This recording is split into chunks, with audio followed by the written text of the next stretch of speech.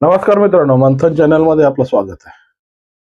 15 जानेवारीला ज्या पद्धतीने महानगरपालिकेच्या निवडणुका राज्य निवडणूक आयोगाने घोषित केल्यात आणि यानंतर ज्या पद्धतीच्या सत्ता चारीपाटामध्ये ज्या पद्धतीची खळबळी सुरू झाली, म्हणजे जी उलथापालथ सुरू झाली आणि ज्या पद्धतीने मुंबई महानगरपालिका, ठाणे महानगरपालिका आणि पुणे महानगरपालिका, पिंपरी चिंचवड ही या महानगरपालिकेच्या समीकरणावर सगळ्या महाराष्ट्राचं लक्ष केंद्रित आहे.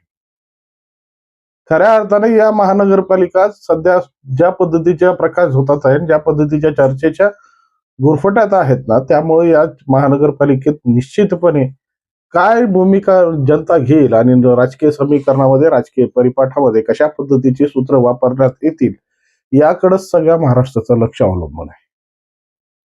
कारण दोन भाऊ एकत्र येऊन ज्या पद्धतीने उभाठा, उद्धव ठाकरे, शिवसेना आणि मनसे यांनी जी चित्रपलटण्याची परिस्थिती केली आणि मराठी अस्मितेचा मुद्दा पुन्हा या निवडणुकीत प्रामुख्याने मांडण्याचा प्रयत्न होणार आहे.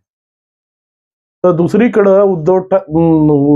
दुसरीकडं भाजप आणि शिंदे सेना या एकत्र येऊन पुन्हा आपली भूमिका या मुंबईमध्ये विकासाची मांडून सामाजिक समीकरणाला पुन्हा साधण्याचा प्रयत्न करणार आहे. तर तिसरीकडे ज्या पद्धतीने एनसीपी, राष्ट्रवादी, अजितदादा गटाने नवाब मलिकांना सोबत घेऊन पुन्हा एक नवीन सूत्र समीकरण बांधण्याचा प्रयत्न जो मुंबईत सुरू केला आहे, त्या समीकरणाला काय परिस्थिती निर्माण होईल. आणि चौथी येते काँग्रेस, की ज्या काँग्रेसला आता हा आत्मविश्वास झालाय की या मुंबईमध्ये ज्या पद्धतीच्या मतदारांची संख्या आमच्या प्राबल्याने आहे, ज्या पद्धतीनं आमची कार्यपद्धती आता लोकांमध्ये रुजली, या अनुषंगाला धरून या मुंबई महानगरपालिकेवर पुन्हा आमचा सत्ता स्थापित होईल अशी भूमिका त्यांच्या मनात आहे. अशी चौरंगी लढत यावेळेस मुंबई महानगरपालिकेत पाहायला मिळणार. खऱ्या अर्थानं मित्रांनो, मुंबई कुणाची, तर मुंबई त्याचीच होती की ज्याने आजपर्यंत या मुंबईचा विचार केलाय.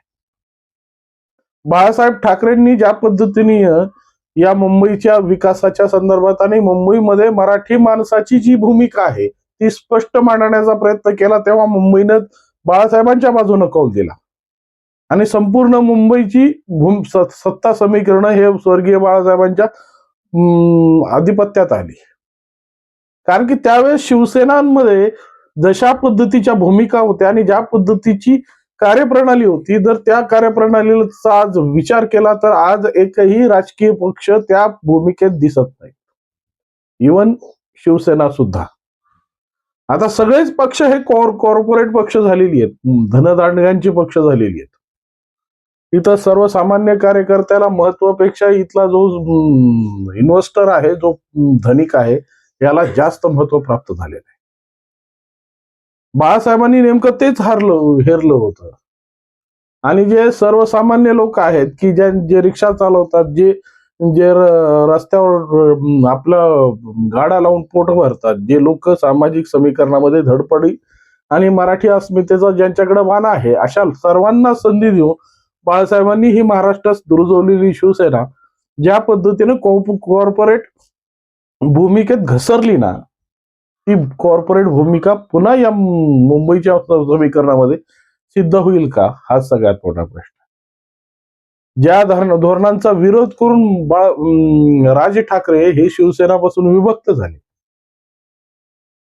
ज्या समीकरणाचा विरोध, तिरस्कार राज ठाकरेंच्या मनात होता आणि ज्या पद्धतीची भूमिका ही राज ठाकरे घेऊन एक युवा पिढी सक्षम करून सामाजिक परिस्थितीमध्ये एक वेगळी छाप टाकण्याचा प्रयत्न होता, परंतु या परिक्रमेला मात्र त्यांच्या कार्यपद्धतीमध्ये कधीही चालना मिळालेली नाहीये. आणि खऱ्या अर्थानं ज्या पद्धतीच्या लोकांच्या भावनिक विकासामध्ये राज ठाकरेंचं आजही मत आहे.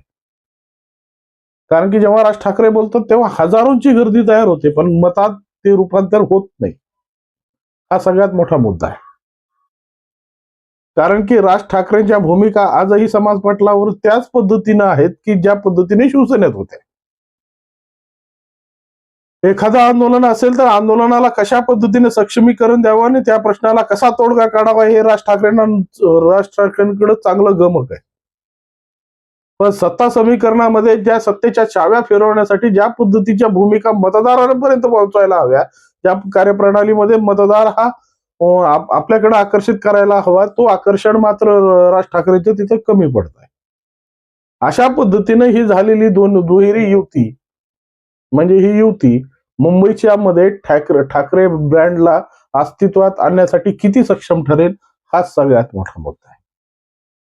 तर दुसरीकडे भाजपा आणि शिवसेना शिंदे गट आज विकासाच्या मुद्द्यावर रस्त्यावरचा मुख्यमंत्री, प्रत्येक गोष्टीमध्ये संवेदनशील मुख्यमंत्री आणि लाडक्या बहिणीचे भाऊ म्हणून या लोकांना प्रचिती मिळते.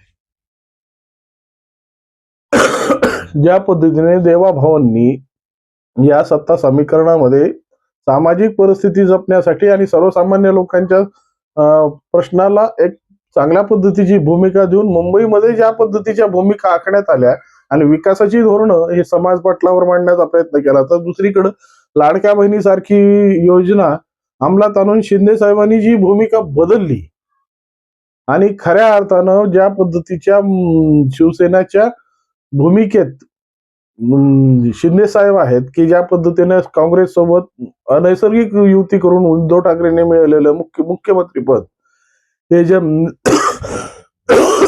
हिंदुत्वासाठी कसं धोकेदायक आहे हे पटवून देऊन सामाजिक परिस्थितीतून आपले 40 बंधू घेऊन बाजूला पडलेले खऱ्या अर्थानं आता मुंबईच्या महानगरपालिकेत हा विश्वास परत मिळवतील का?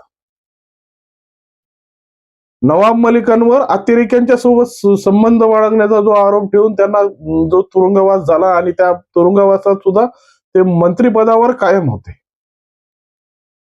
त्या मंत्रिपदावर कायम असणाऱ्या लोकांच्या संदर्भात अजितदादांनी जी भूमिका डोक्यात घेऊन हे युतीचं म्हणजे हे राष्ट्रवादीचं वेगळं लढण्याचं जे गणित मांडलंय ना, ते आज राष्ट्रवादीसाठी किती संपन्न आहे आणि ती किती कारगर ठरू शकतं हे येणारी परिस्थितीच ठरवेल. आणि राहिलं काँग्रेसमध्ये ज्या पद्धतीच्या मुंबई काँग्रेसच्या गळती पाहिल्यानंतर मुंबई काँग्रेसमध्ये जे बलाढ्य आणि स्वतःचं एक व्यक्तित्व निर्माण करणारे कार्यकर्ते आज काँग्रेसपासून दुरावलेले आहेत. अनेक नावं घेता येतील, पण या सगळे नेते दुरावल्यानंतर सुद्धा काँग्रेसमध्ये हा दृढ संकल्प जर पुन्हा निश्चितपणे चांगल्या पद्धतीची राजकीय भूमिका घेण्यासाठी जर उमटत असेल तर मुंबईकरांसाठी ही चांगली गोष्ट आहे. पण जनता कितपत स्वीकारेल हा एक मोठा शंकेचा प्रश्न आहे. कारण की तेलही गेलं तूपही गेलं, हाती राहिलं धुपाटणं अशी बनण्याची वेळ काँग्रेसची राहिलेली आहे. आणि या काँग्रेसच्या या परिस्थितीमध्ये सुद्धा ज्या पद्धतीनं कसली युती न बाळगता आपलं स्वतंत्र अस्तित्वात लढण्याची प्रयोग जी काँग्रेस करते, ती काँग्रेसचं ते मनोबल किती महत्वाकांक्षी आहे आणि येणाऱ्या काळात त्या महत्वाकांक्षी मनोबलाची किती चर्चा या महानगरपालिकेच्या निवडणुकीत होतील हे येणारा काळच ठरवेल. पण अजूनही कोणत्या स्पष्ट अशा सीट शेअरिंगच्या संदर्भात किंवा जागा वाटपाच्या संदर्भात अजूनही अशा स्पष्ट भूमिका मिळालेल्या नाहीयेत.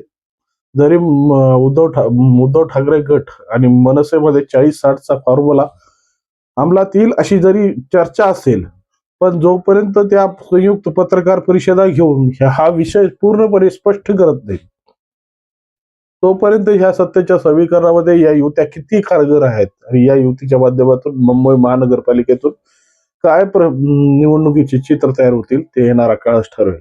याबद्दल तुमच्या मनात काही प्रश्न असतील किंवा याबद्दल तुमच्या मनात काही भूमिका असेल तर निश्चितपणे कॉमेंट्स करून कळवा आणि व्हिडिओ आवडला असेल तर लाईक, सबस्क्राईब आणि शेअर करायला विसरू नका. नमस्कार.